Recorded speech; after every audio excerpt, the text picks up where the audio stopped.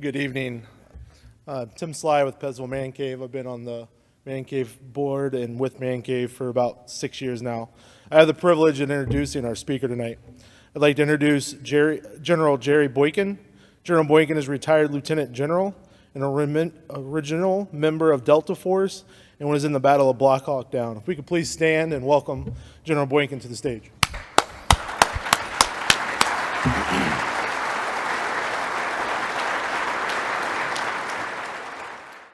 Thank you, brother. God bless you. Please be seated. Well, it's great to be here, and thank you all for coming and being with us here this evening, and it really is my pleasure to be here. If any of you have watched me on YouTube or anything else, you know I always have to survey the audience to find out if there's any Marines in the audience. Got any Marines? How many of you know what you just heard? It's called the Marine Corps mating call. And I believe that was Earl. Am I correct? Earl, where are you? Where's Earl? Wait, there he is. He's in the back. He's with us. All right. Good to be with you, Earl. I would be remiss if I didn't tell you one story about a Marine. So this Marine, his name was Earl, as a matter of fact.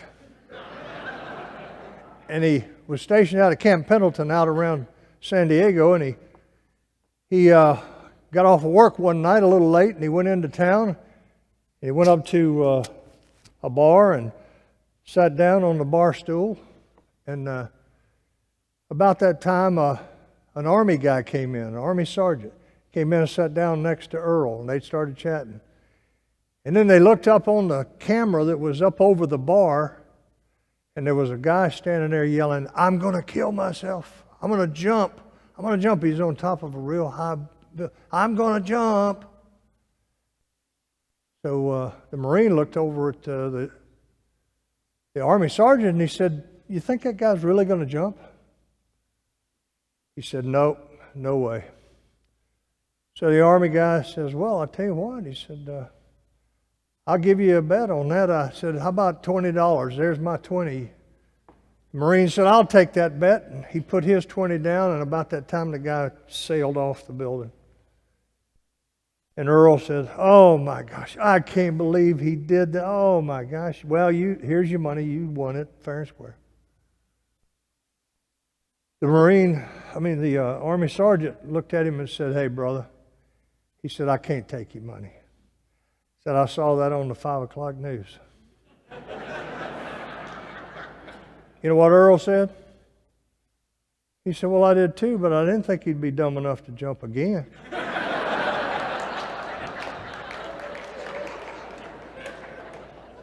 I love the Marine Corps. Just so you know, I grew up around Cherry Point Marine Air Station. My dad was there for 32 years as a civil servant in the Marine Corps. And I love you all, and thanks to all of you who have served this country. We got Veterans Day coming up, and as far as I'm concerned, it's a very important holiday that we recognize and honor the people who have served this nation, who have taken an oath to the Constitution of the United States. And an oath says, "I do solemnly swear that I will support and defend the Constitution of the United States against all enemies, foreign and domestic, and I will bear true faith and allegiance to the same." That's a sacred oath. Now, what I want to talk to you here about tonight is coming right out of my, not my last book, my next to last book. It's called Man to Man, and it's really about what God's expectations are for a man. What are we supposed to be? Man to man. And I've got them in the back for sale. If you want a book, grab one on the way out, and I'll sign it for you. They're all signed. All of them are signed. I'll personalize it for you as I go out, or as you go out. And so let's dive right into this today. First of all, I hope that I'm not the only one here that understands that we've got a real crisis in masculinity today. Does anybody else recognize that? We keep talking about Toxic masculinity. What the heck is toxic masculinity to start with? What is it? What is it? What? But we keep talking about it. No one can define it. And masculinity, when practiced according to God's Word, is not toxic. It's about time that we stand up, take a stand against this nonsense and tell them to cut it out, because it does not describe what we, the people of faith, believe that a man's character should be. You know, I grew up in a household where I had a father that was a man. He was what a man was supposed to be. He went off to war in the Navy in World War II. When he came home, he was declared a disabled veteran because he had lost his left eye, or at least he had lost the vision of his left eye. But he came home, went back to the farm, and married his sweetheart, and then started raising tobacco in Wilson, North Carolina, which is where I was born as well. And then the Korean War came along, and the U.S. Army allowed him to go back into the ranks of the U.S. Army, even though he was a disabled veteran, because he could still function. And he went off to war a second time. And then finally, after he came home from that, he went to work for the Marine Corps and worked 32 years with the Marine Corps. He loved America. He loved his family, and he loved God. He was a man that believed in a lot of things, not the least of which was the Constitution of the United States. That's why he took an oath to it 3 times. Constitution of the United States. He believed in it. He was an uneducated man. In fact, he didn't have but a 10th grade education. But that didn't matter. He knew what he believed in. He knew exactly what he believed in. The question today is, do we as men know what we believe in? Do we know what we believe in? It's a simple question. But it's very, very difficult for some people to answer that question, because in many cases we're not sure what we believe in. And you can look at our actions in many cases and tell that we don't know what we believe in. Well, I will tell you that I believe in the divinity of Jesus Christ. I believe in the United States Constitution. I believe in the family structure. I believe in apple pie.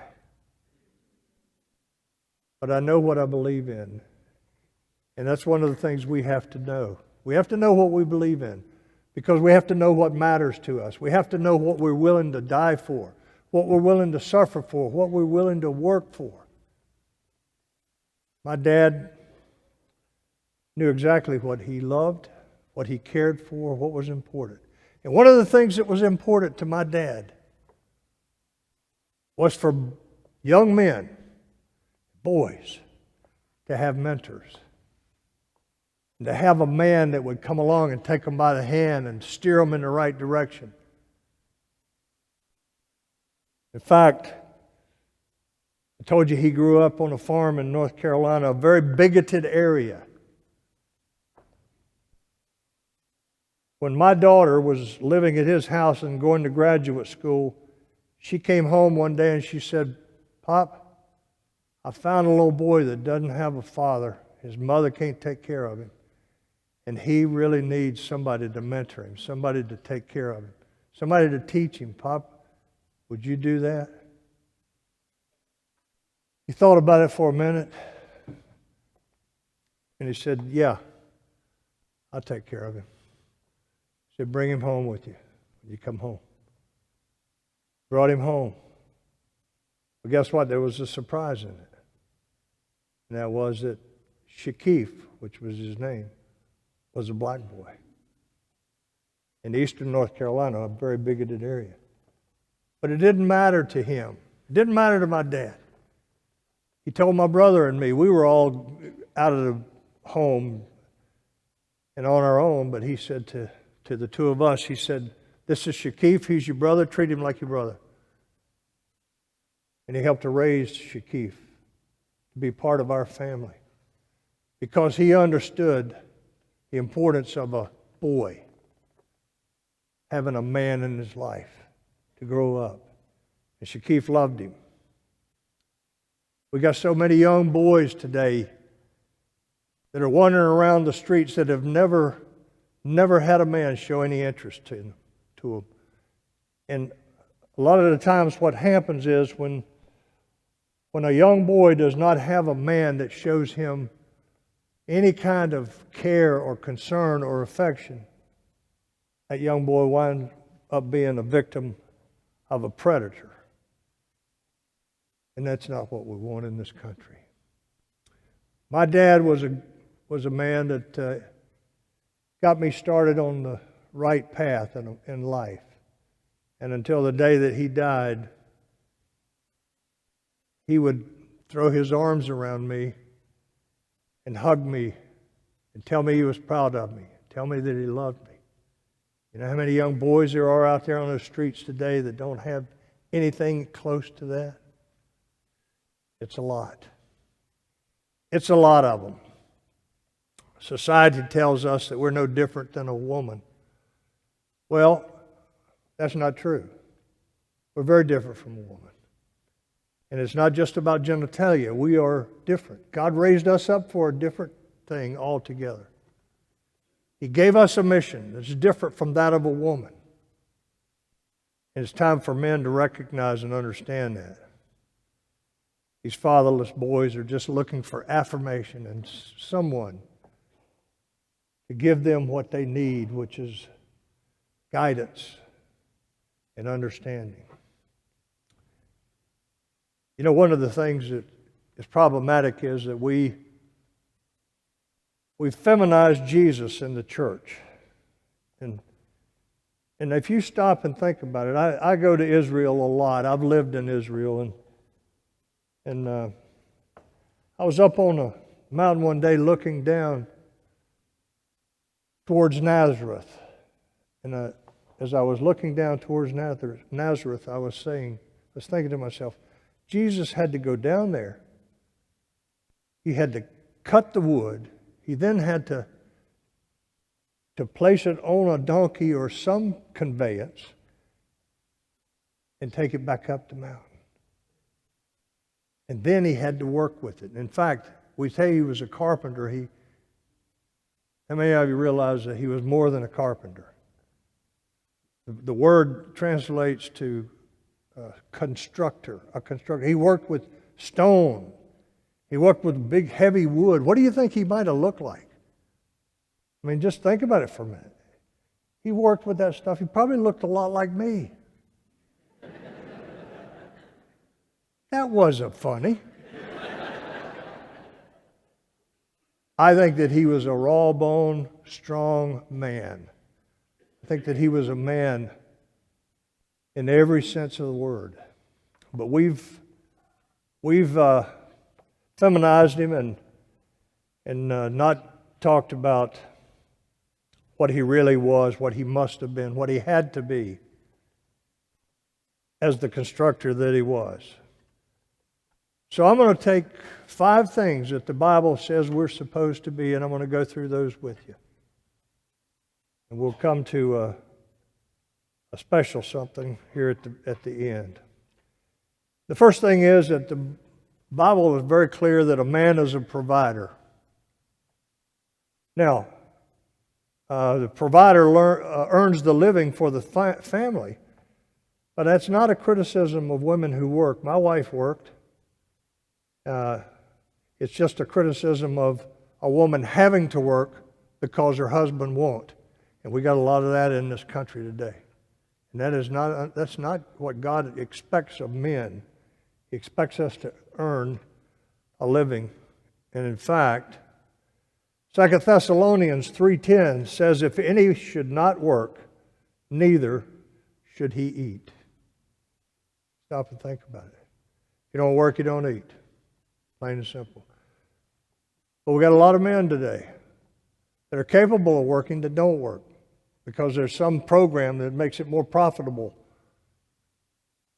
not to work or because they just don't want to work and they don't have to. And by the way, retirement is a really good time for men to go to the pastor and say, Pastor, I've got a little more time now. What are your needs here at this church? What can I do? How can I help you here at the church?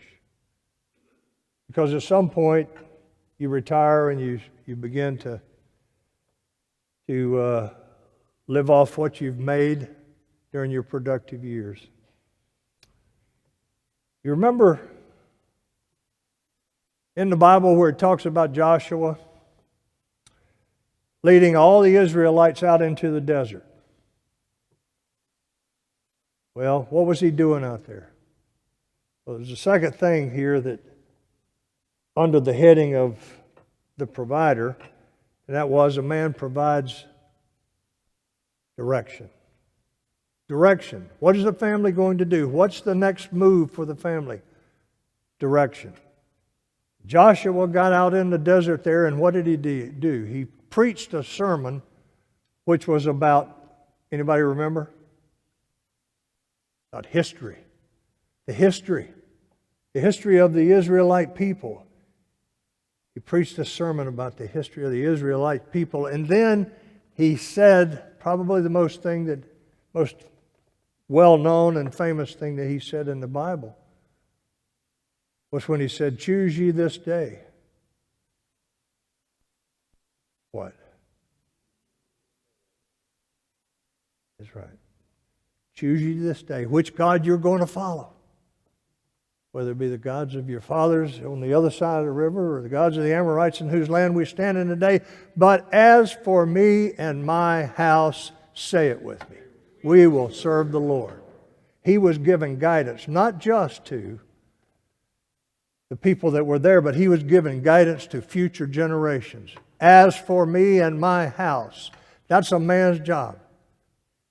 To make the determination as to what the family is going to do. And by the way, my next book, the one that I wrote after this one, I didn't bring any of them, but the one that I wrote after this one, it's called Strong and Courageous, and I use Joshua as the example for men to follow, because he was the man that everything that I write about here that God said men were supposed to be or men were supposed to do, Joshua did it.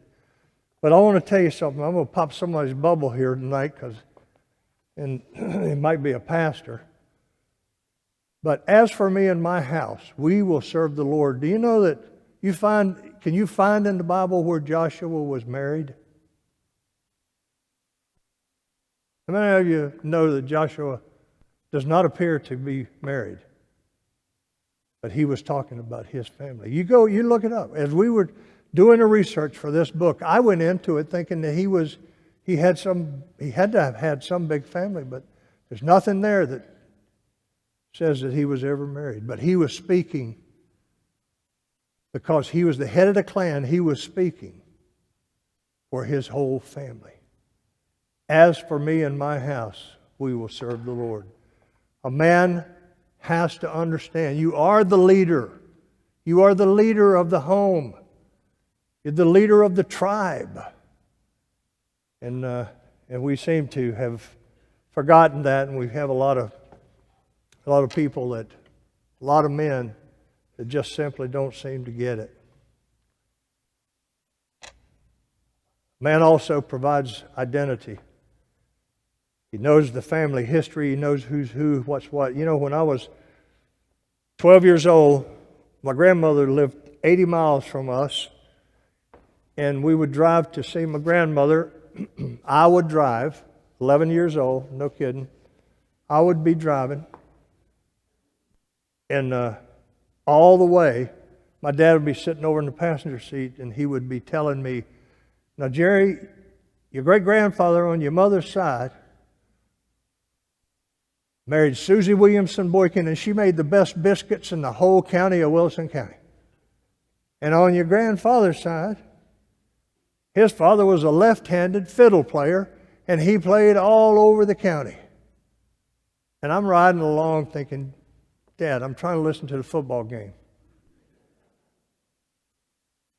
My dad didn't know what he was doing or why he was doing it, but he was listening to the voice of God because the Lord was telling him how important it was for me to know who I am. For me to know, for me to have an identity. That's what is wrong with these boys out on the street.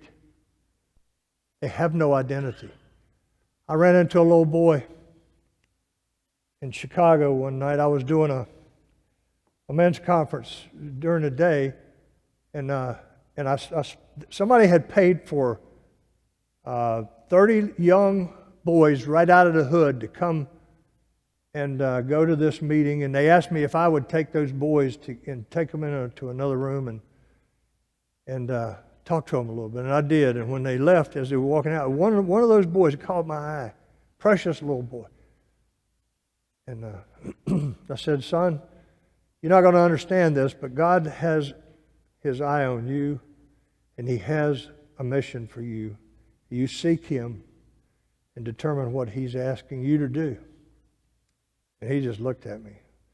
Well, I was signing books, and the little boy came up to me during the break, and he came up and he said, "Sir, can I talk to you?" And I said, "Sure."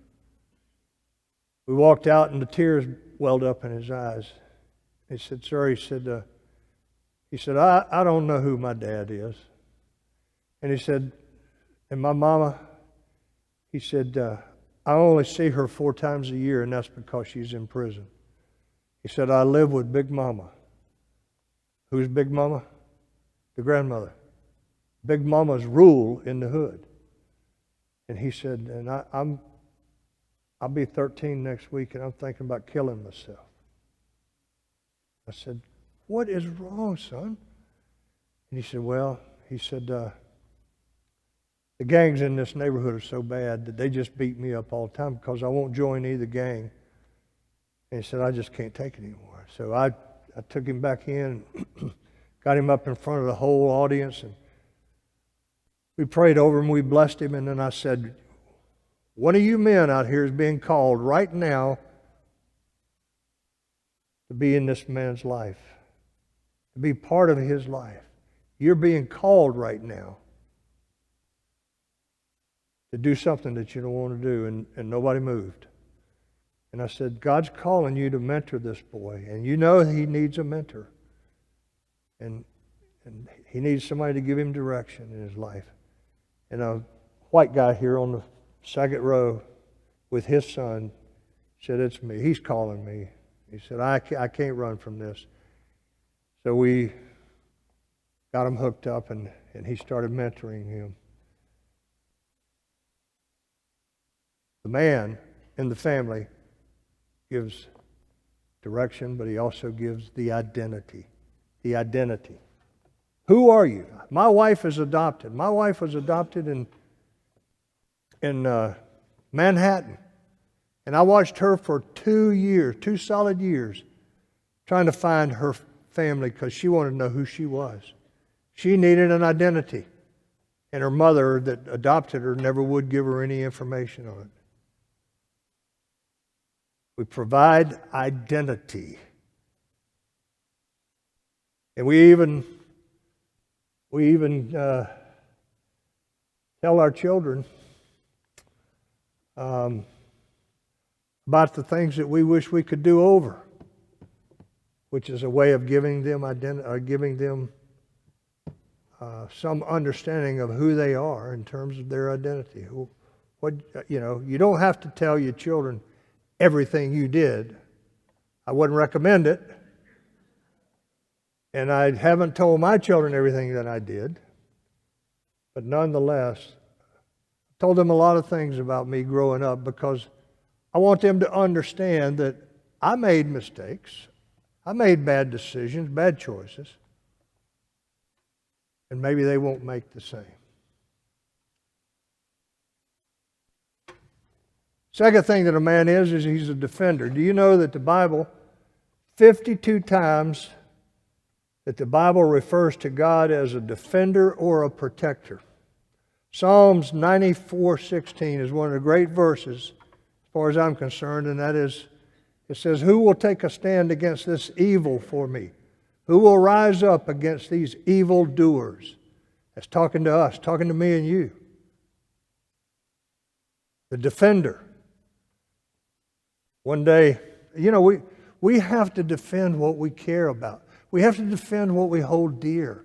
What's important to us, we have to defend it. And that's why my traveling partner here and I were out in San Diego here just 2 weeks ago, trying to raise money for an organization that supports not abortion, but the anti-abortion movement. And I was so impressed by the passion that some of those people there had for saving the life of an infant. And I was glad to be there with them, helping them raise money so that they could continue their work. What do we hold dear? If you say you're pro-abortion, then the question that I'm going to come right back with is, what are you doing about it? Well, I can't do anything. Don't give me that. There's lots of things you can do. If you're pro-life, there's lots of things you can do, and there's lots of things you should be doing if you really care about it. God has entrusted us as men with the responsibility of defending what we value and what we hold dear. I hold the Constitution dear. I believe in our Constitution. And I got to tell you, I get fired up. I get in trouble a lot of times because of the things that I say when I see somebody defacing a flag. That nothing that I can think of makes me any angrier than watching people deface the flag, because I've seen men die for it. I've brought men home draped in that flag, and I really get angry. And sometimes I say more than I should, and I get in trouble, but that's all right. God will forgive me. Remember in the Bible where it talks about Abram, when his nephew was captured by the enemy, and he took 218 apparently slaves, and he went after them, and he defended them, and he brought them home. Brought them all home. And then Nehemiah, when he came back to Jerusalem and was supervising the Israelites as they rebuilt the walls, what did he do? He told them, he said, keep your instruments in one hand and your weapon in the other hand. Instruments were whatever they were using to help build the wall. Hold your instruments in one hand, hold your weapon in the other one, but be ready to fight. And he says, stand between your family and the danger of the enemies that are coming after you. We have to do that. We have to stand firm. Now, let me tell you something else. As a man, listen to me, some of you younger guys.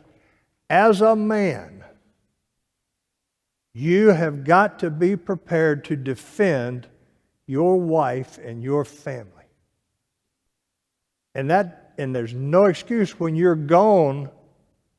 If something happens, you are responsible for them even when you're gone and they're there by themselves.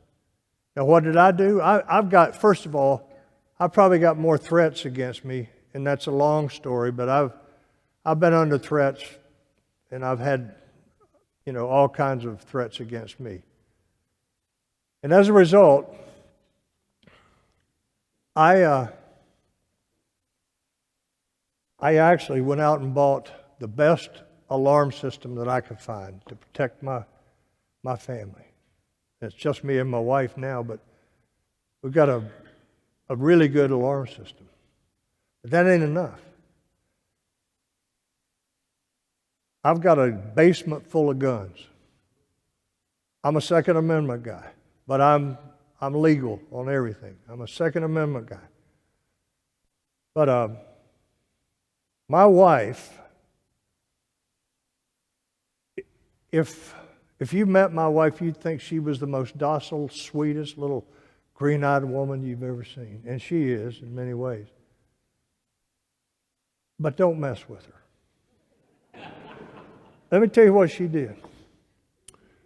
I came home one day and she made it clear, when you come home late, you let me know you're coming home late. Okay, I got that. Well, I started looking, and she had 5 guns in the bedroom. 5 guns in the bedroom, including a sawed-off shotgun, which she's placed right next to the bed, where she could, in one step, grab it, turn and shoot. I call her before I come home late.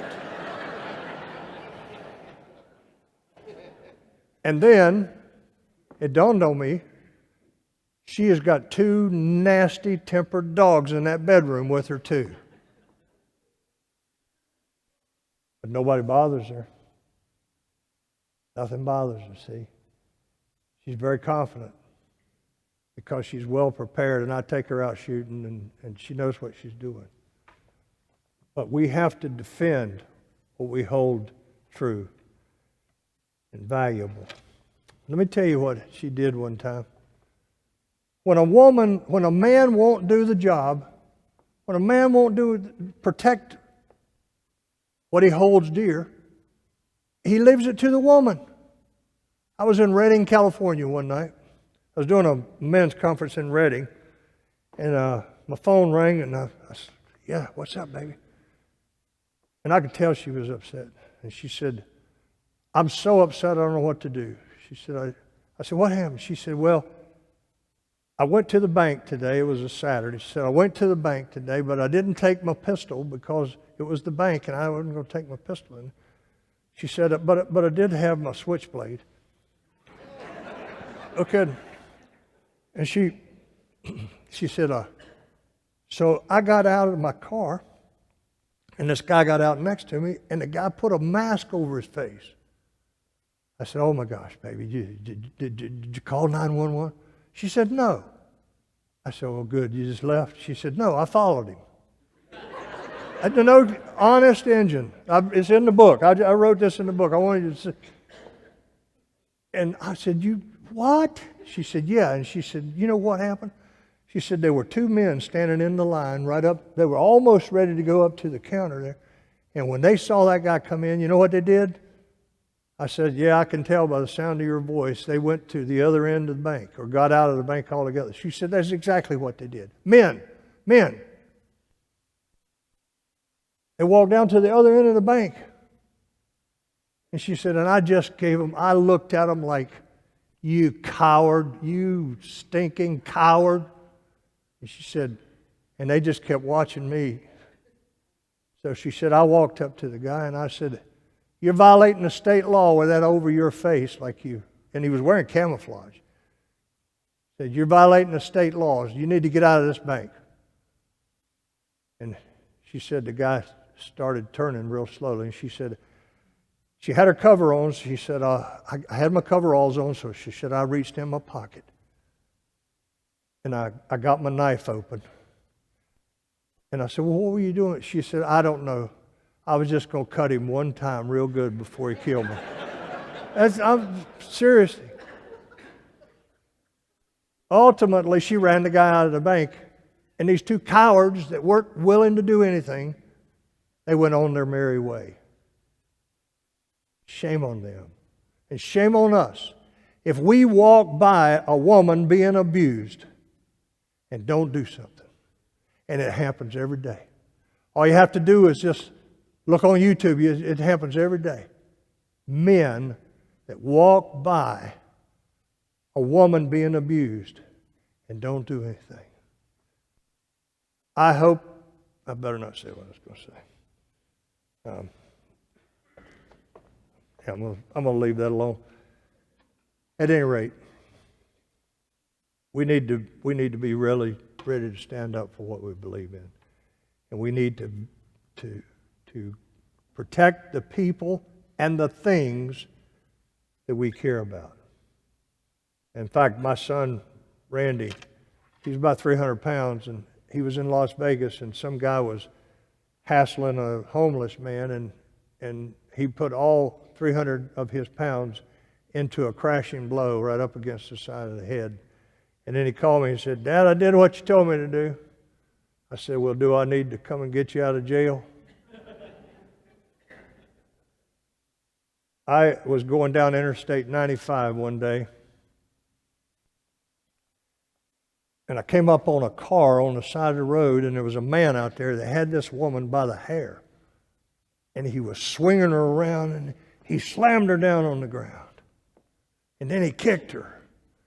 And by the time I couldn't stop where, up there by him, so I got down the road, a little bit, and I got off the road, and I grabbed my M1911 Kimber 45 caliber, and I headed down the highway with that in my hand. And he was wailing on her. And I'm thinking, now the only thing those people out there are going to see is this white man running down the road with a pistol, jacking around in the chamber, and this black man over here that doesn't look like he's done anything. Well, he was still wailing on her, so I got down there to him, and I got the gun up in his face, and he said, "What are you going to do with that?" And I said, "If you touch that woman again, I'm going to shoot you." Well, he changed his mind. His attitude changed a little bit, But as I was running down there, I was thinking, what am I going to tell the judge if I have to stand for him? What am I going to tell the judge? Well, I finally decided in that few seconds that I had, I was going to tell the judge that I was trying to save her life, because I was. And I thought, I'd rather stand before a judge and explain myself than stand before God and tell him when he reminds me of that day, and tell him, "Lord, I didn't do anything because I was afraid I'd have to go to jail." We have got to start taking care of our women, men. Of our women. We've got to start taking care of our women. And it's getting worse in this country. And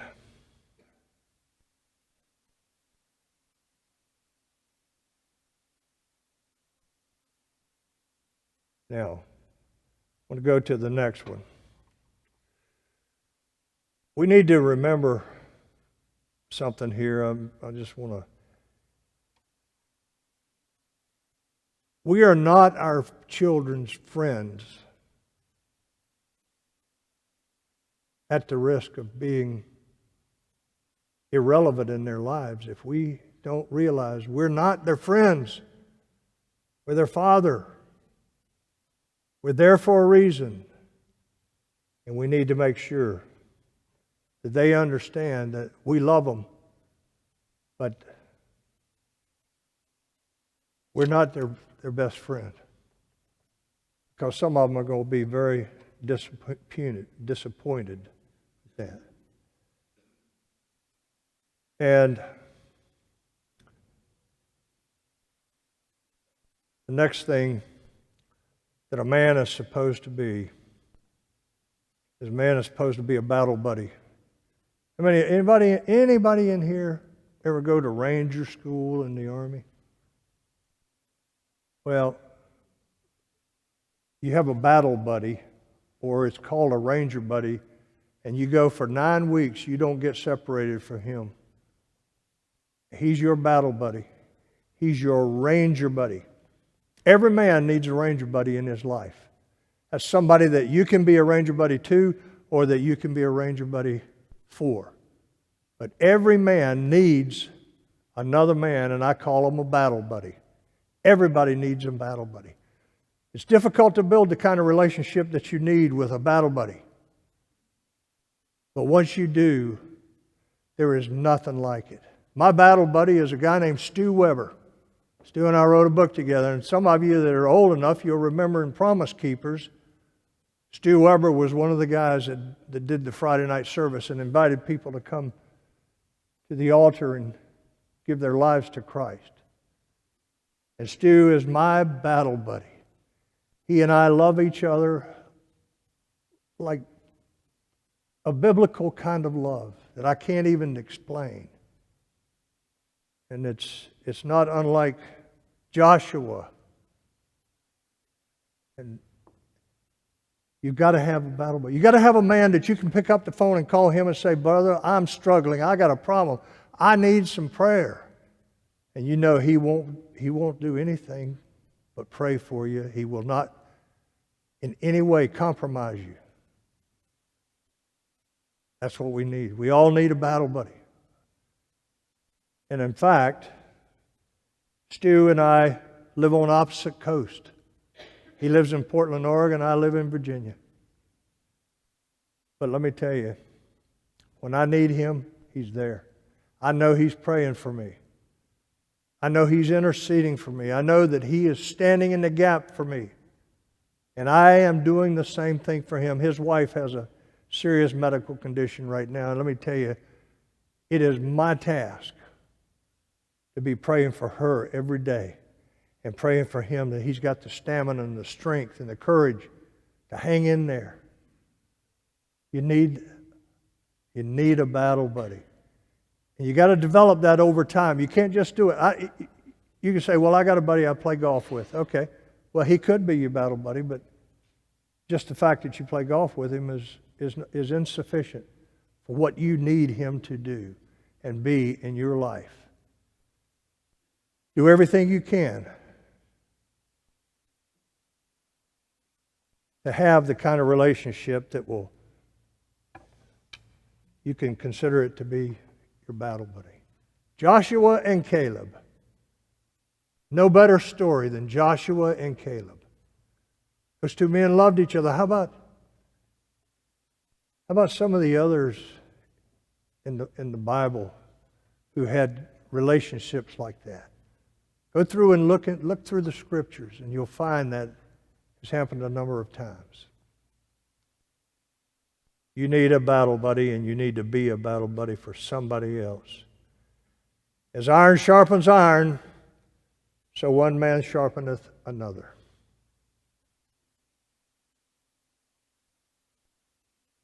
And then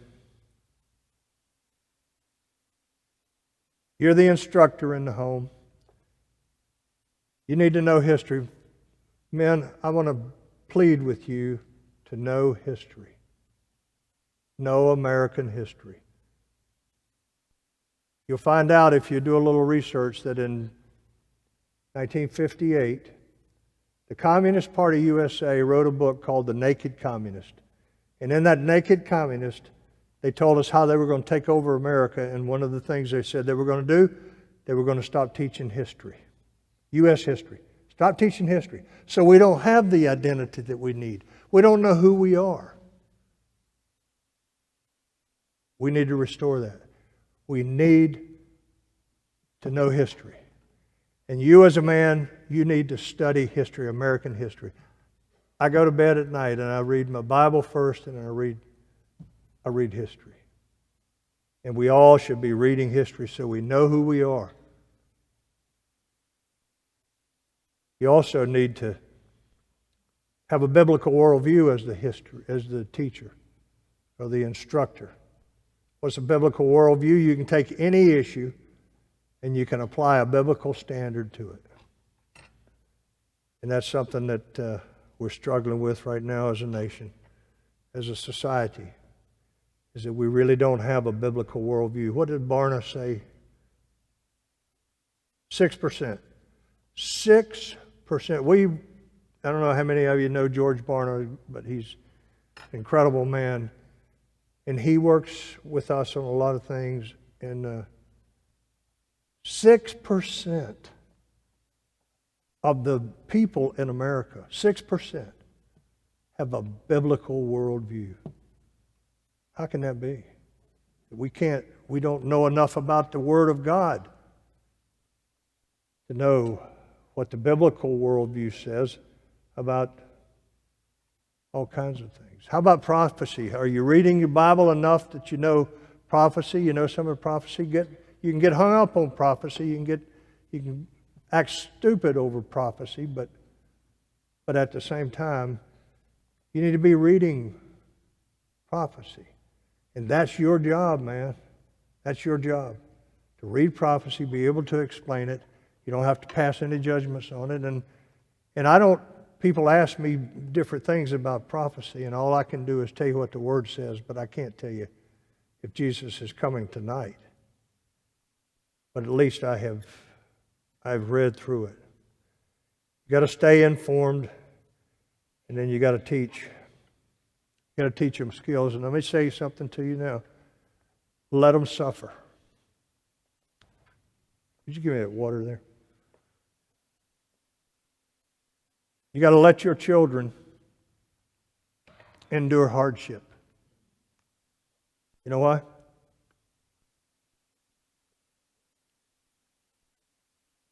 Because we got so many snowflakes in this country today, in our society. They're not tough. How can 73% of the people of the age to be in the military, 73% can't get in because they can't meet the standards? You know that? And most of them are obese. We need to recognize that as men, we have a responsibility to mentor our sons and our daughters, and to help them to be able to confront and face the things that they're up against today.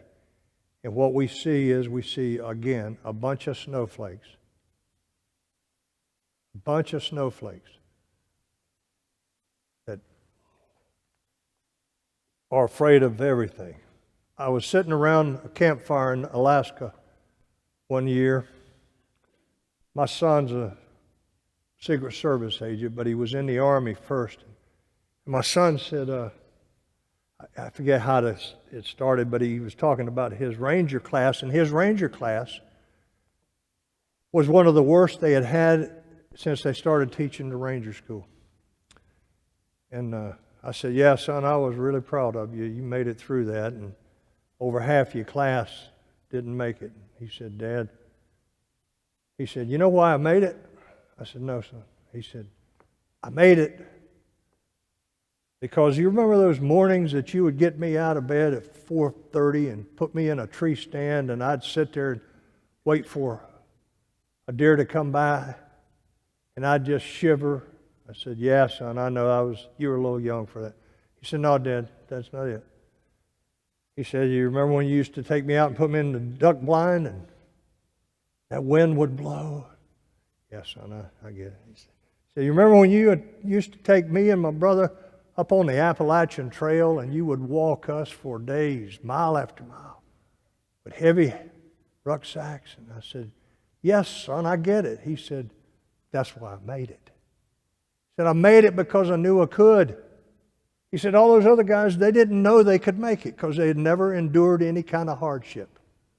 Don't be afraid to let them endure hardship, because it will, I promise you, help him to be a man. And then finally, you as a man, you are the chaplain in your home and in your family. You're the chaplain. You're the one that has to be able to explain to them the plan of salvation. Explain to them what it means to be born again. You're the one that has to be able to explain to them that when you fall, get up, get your armor on, and get back in the battle. You're the one. You're the chaplain. And you've got to be the chaplain. You older guys like me, let your children and your grandchildren see you pray. My family comes in the holidays, I say the prayer. Christmas, Thanksgiving, Easter, I say the prayer. I want them to see me pray. I want them to say my grandpa was a praying man. I say the prayer. Let them see you say the prayer. Now I could go on with some more stuff, but I'm going to stop right there. And I'm going to say the last thing is, as the chaplain,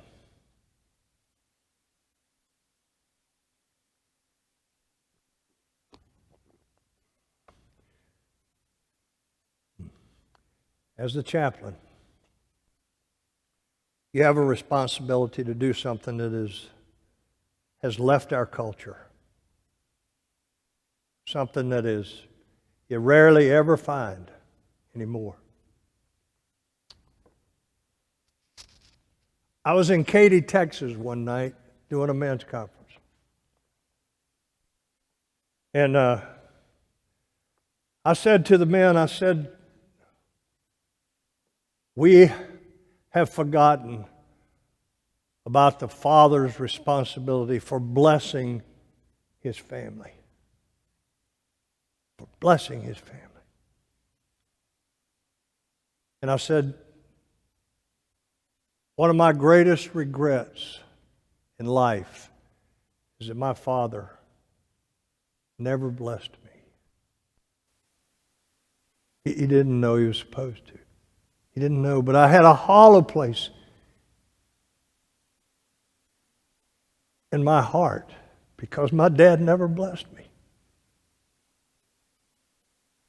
And I said, so all of you men, you have your sons or daughters with you, bring them up here